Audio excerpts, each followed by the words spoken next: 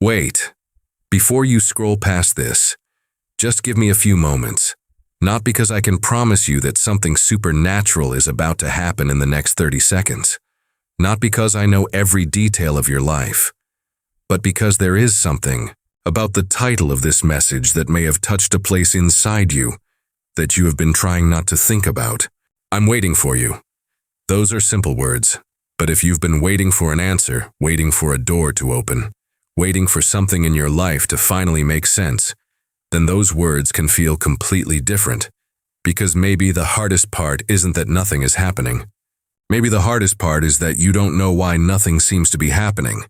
You've prayed, you've hoped, you've tried to remain patient, you've told yourself that everything happens in the right time, and yet there may still be a quiet question sitting somewhere inside you. God, how much longer? Maybe you've never said it out loud. Maybe you didn't want to sound impatient. Maybe you were afraid that admitting your frustration meant your faith wasn't strong enough. But God already knows the questions you don't say, and perhaps that's why you stopped here. Not because you have all the answers, but because some part of you is still looking for meaning inside the waiting. And that's what I want you to consider today. What if the waiting isn't the entire story? What if you've been looking at the silence as though it were the answer, when the silence was actually creating space for you to notice something you couldn't see before? Stay with this thought, because there is a difference between being forgotten and being asked to wait. And sometimes when those two things feel identical, that's when the heart becomes tired.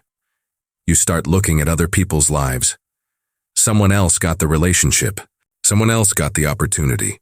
Someone else moved forward.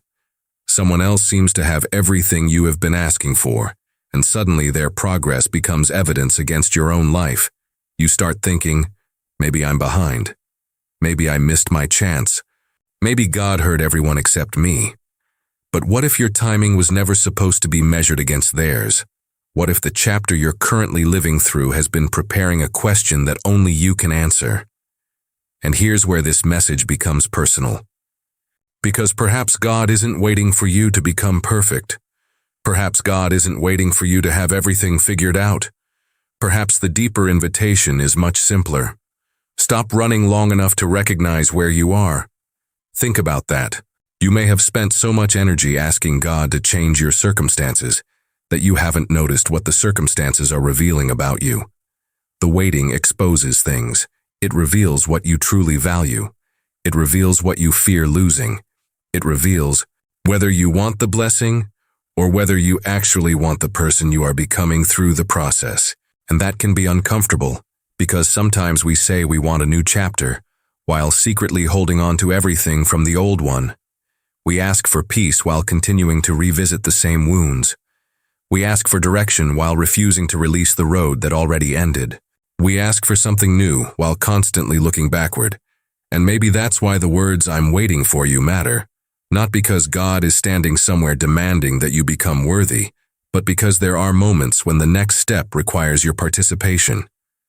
There comes a point where you cannot keep asking for a new direction while refusing to move your heart toward it.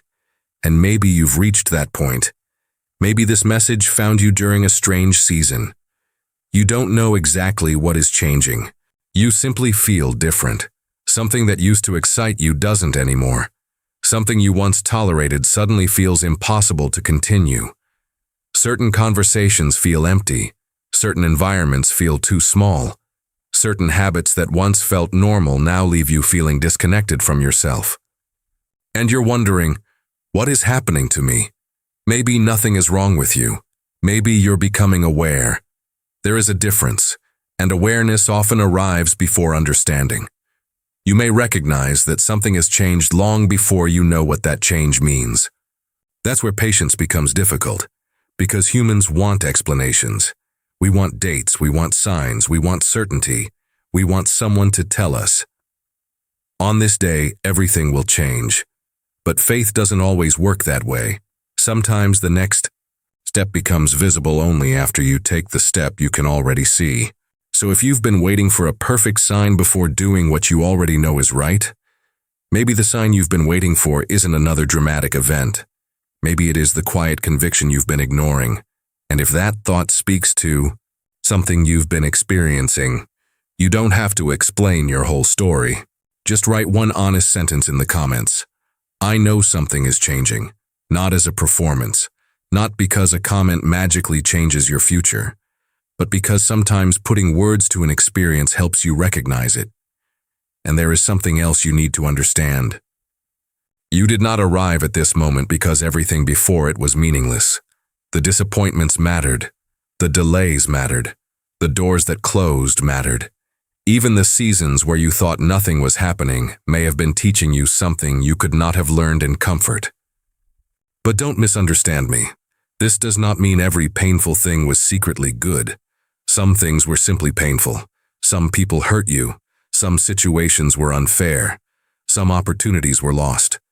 You don't have to romanticize your pain to find meaning in what came after it. You can acknowledge that something hurt, and still believe it does not get to define the rest of your story. That distinction matters, because perhaps what God is waiting for isn't your ability to pretend everything was okay. Maybe it is your willingness to stop letting yesterday decide what tomorrow is allowed to become. And that brings us to the deeper question. If God is waiting for you, what exactly are you being invited to do? The answer may not be what you expect. And before we get there, you need to understand why the waiting became so heavy in the first place. Because sometimes the thing that makes waiting unbearable is not the waiting itself. It is what we tell ourselves the waiting means. There is a kind of waiting that happens on a clock. You know when it begins. You know what you're waiting for. Do you know approximately when it will end? That kind of waiting is difficult, but there is another kind. The kind where you don't know what you're waiting for anymore. You simply know that something has to change. You wake up. You continue your responsibilities. You speak to people. You smile when you're supposed to smile. You do what needs to be done, but somewhere underneath all of it is a question. When is it finally going to be my turn? That question can become exhausting, especially when you've already waited longer than you thought you could. And this is where many people misunderstand their own season. They assume that because they are tired of waiting, they must have lost faith. But being tired does not automatically mean you have stopped believing. Sometimes you're tired because you've been carrying uncertainty for too long. Sometimes your heart isn't asking for a miracle. It's asking for clarity. It's asking, can I please understand why I'm still here? And perhaps that's the part of your story you haven't allowed yourself to admit. You don't necessarily need everything tomorrow. You just want to know that your life isn't standing still for no reason. But consider something. A seed underground can look like nothing is happening. From the surface, there is no evidence, no leaves, no fruit, no visible movement. But underneath, the entire process is different. The problem is that we judge invisible seasons by visible results. If we cannot see growth, we assume there is none. If we cannot see movement, we assume there is none. If we cannot see an answer, we assume God isn't listening. But sometimes the most important changes begin where nobody else can see them. Your perspective changes first. Your standards change, your boundaries change. Your relationship with yourself changes. Your understanding of what you actually want becomes clearer, and eventually, what you once begged for may no longer even be what you want. That's a strange realization, but it happens. You can spend months praying for one door to open, only to discover later that you were asking for access to something you had already outgrown. And maybe you've experienced a version of that. Maybe there was something you desperately wanted. You thought, if I could just have this, I would finally be happy. If this person would return, if this opportunity would come, if this situation would change. But then time passed, and something unexpected happened. You changed. The thing you once couldn't imagine living without doesn't hold the same power over you anymore. At first, you may have thought you were losing something. Now you realize you were losing an attachment. That's different, and this is why waiting can become a spiritual mirror. It shows you what you are attached to. It shows you where fear is controlling your decisions. It shows you where you're trying to force an outcome because you don't trust what happens if you release control. And I'm not saying this to blame you. Most people struggle with this. We want to know, we want control, we want guarantees. We want to know that if we take a certain step, everything will work. But life doesn't give us that kind of certainty. Faith often asks a different question. Can you take the next right step without knowing the entire road? That's harder, because it requires trust. And maybe that's what this season has been teaching you. Not how to wait forever. How to stop believing that your life begins only when the thing you've been waiting for finally arrives. Read that again in your heart. Your life is not on pause. You are living now. This day counts. This conversation counts. The person you're becoming counts. The small decision you make today counts. Maybe you've been postponing your own life. You've told yourself, when this happens, then I'll be happy. When I get there, then I'll begin. When God finally answers, then I'll move. But what if the next chapter doesn't begin with an external event? What if it begins with an internal decision? The decision to stop treating yourself like someone who is waiting to be chosen. The decision to stop measuring your worth by what hasn't happened yet. The decision to stop assuming that delay means denial. And perhaps most importantly, the decision to stop running from the quiet. Because the quiet can tell you things noise never could. It can show you what you actually believe. It can reveal the questions you've been avoiding. It can make you confront the fact that some doors are closed, and that is painful. But a closed door is not always punishment. Sometimes it is simply a boundary. Sometimes the hardest prayer is not, God, open this door. Sometimes it is, God, give me the courage to accept it if this door isn't mine. That's a different kind of faith. And maybe you're closer to that kind of faith than you realize. Think about the last thing you were desperately trying to force. A relationship, an opportunity, a decision, an answer, a version of yourself you thought you needed to become? Now ask yourself quietly, what if I don't have to force this anymore? Notice what happens inside you. Do you feel relief, resistance, fear, maybe all three? That reaction is telling you something because sometimes the thing we call waiting is actually a struggle between surrender and control.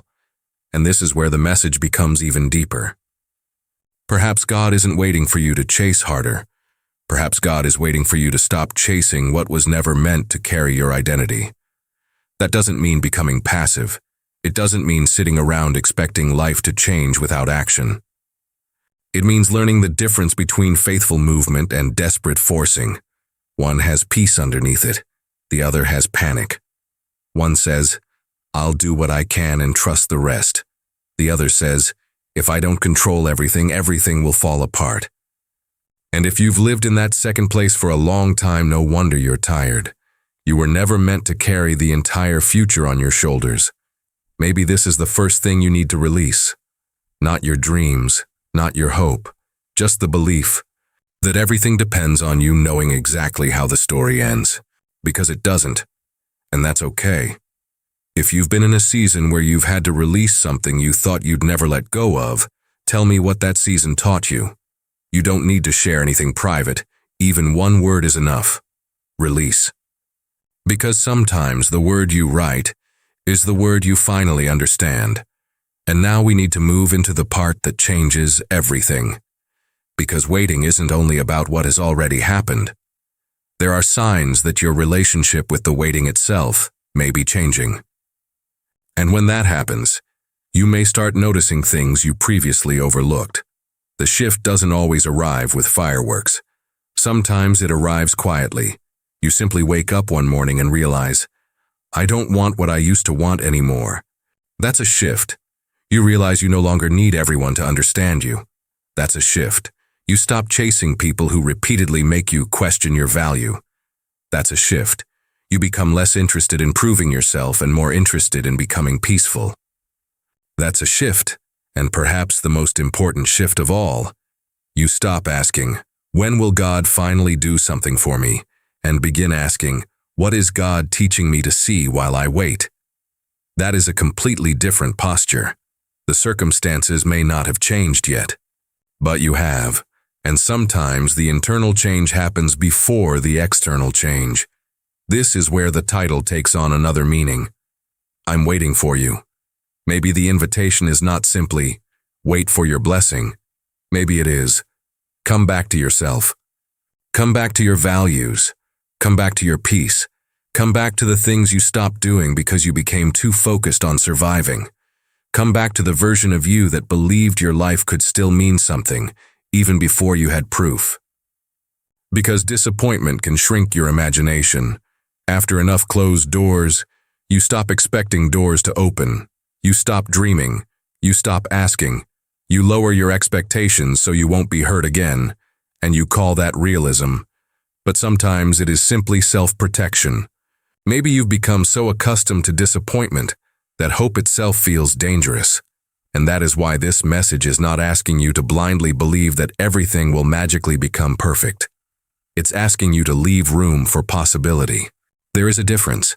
You can be realistic and still hopeful. You can acknowledge uncertainty and still move forward.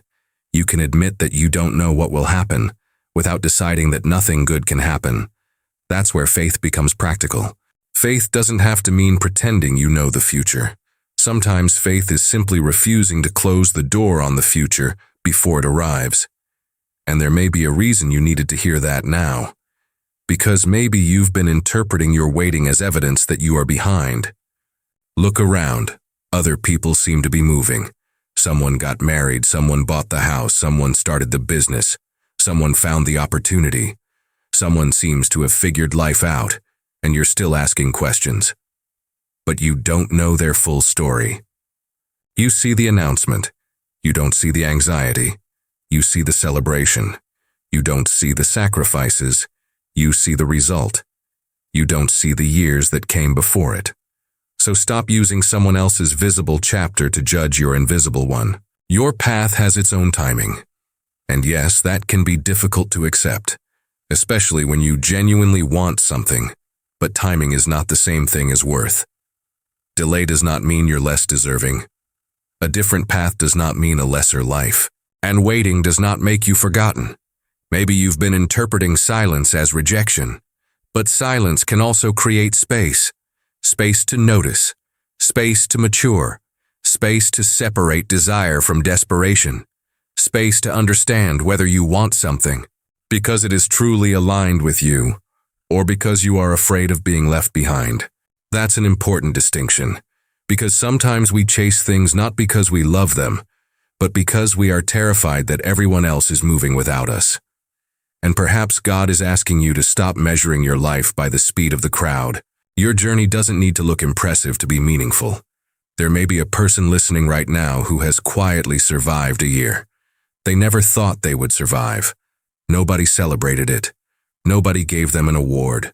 Nobody knew how many mornings they had to convince themselves to get out of bed and keep going. But they did. And maybe that matters more than they realize. You kept going even when you didn't have clarity, even when your prayers felt unanswered. Even when your confidence disappeared, you kept going. Don't minimize that.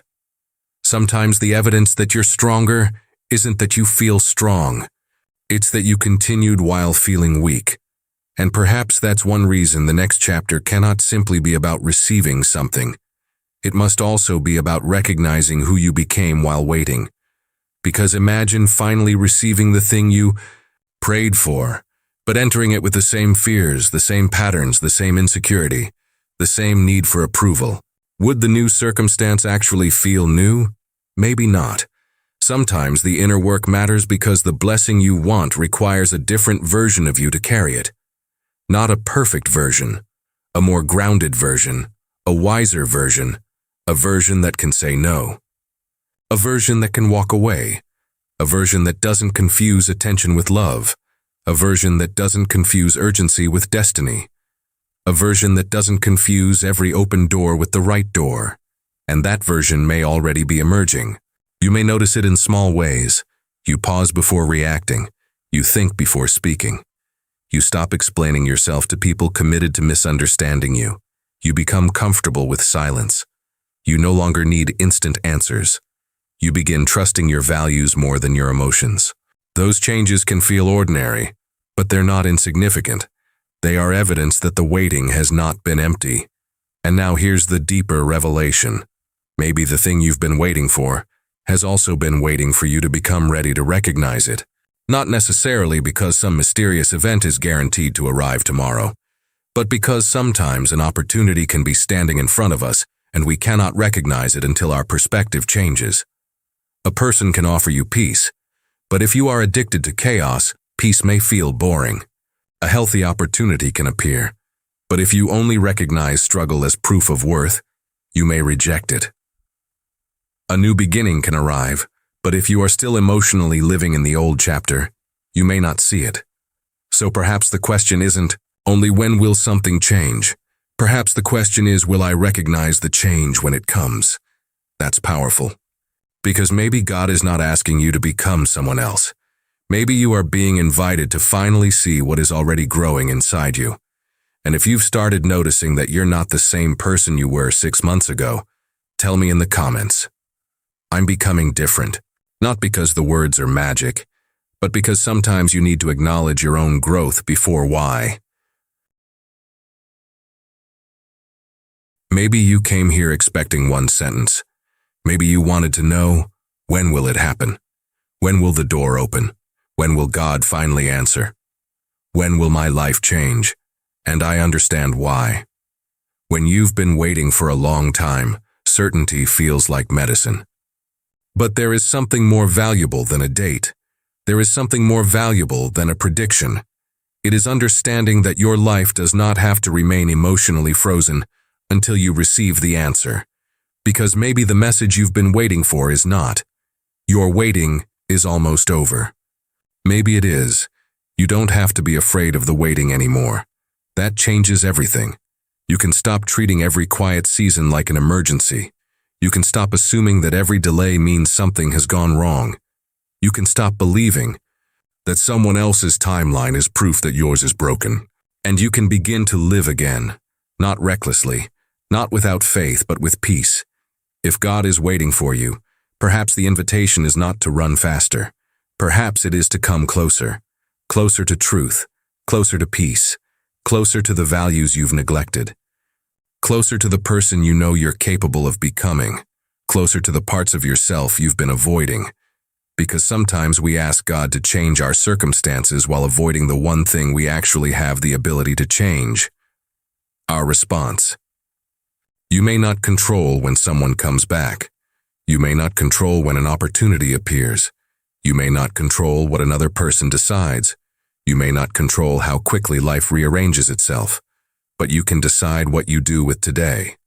You can decide what you continue carrying. You can decide what you stop chasing. You can decide what deserves your attention. You can decide whether fear gets the final word.